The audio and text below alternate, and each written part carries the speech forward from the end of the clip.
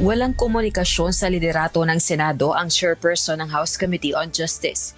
Ito ang tugon ni House Justice Panel Chairperson at Batangas 2nd District Representative Jervy Luistro nang tanungin hinggil sa reaksyon nito sa ginawang pakikipagpulong ni Senate President Tito Soto sa mga kapwa-senador para talakayin ang posibilidad na maiakyat ang reklamong impeachment laban kay Vice President Sara Duterte sa Senado. Ayon sa Senate leader, inimbitahan nito ang mga miyembro ng Senate majority sa isang pagpupulong para bigyan ng heads up sa posibilidad na matanggap ang articles of impeachment mula sa Kamara. Pinakamainam anyang paghandaan na ito ng mga uupong senator judges. Positibo ang pananaw ng ilang House Justice members kaugnay nito.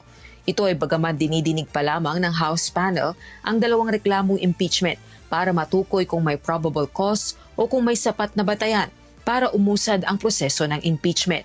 Wala po tayong communication with the leadership in the Senate, no? Specifically with Senate President Tito Soto, no? But of course, I want to express my appreciation of the gesture of the Senate leadership because it appears to us that if in case this impeachment complaint will be transmitted to Senate, it seems to us that they are ready to receive the same. Nang tanungin kung may agam-agam ba ito sa posibilidad na madelay ang proseso ng paglilitis kung sakaling maiakyat ang reklamong impeachment sa Senado, ang tugon nito, Mukha kasing ang naririnig ko kay Senate President Tito Soto ay forthwith talaga. He will be acting forthwith on the transmittal of the impeachment complaint. So that's at least the what I perceive dun sa nagiging gesture ng leadership ng Senate, no, which for us is positive.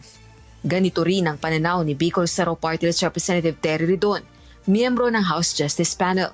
Well, syempre, we appreciate po the commitment of the Senate leadership, no, that they will not delay trial proceedings as soon as the impeachment proceeding reaches the Senate, no. So nagpapasalamat po kami ron.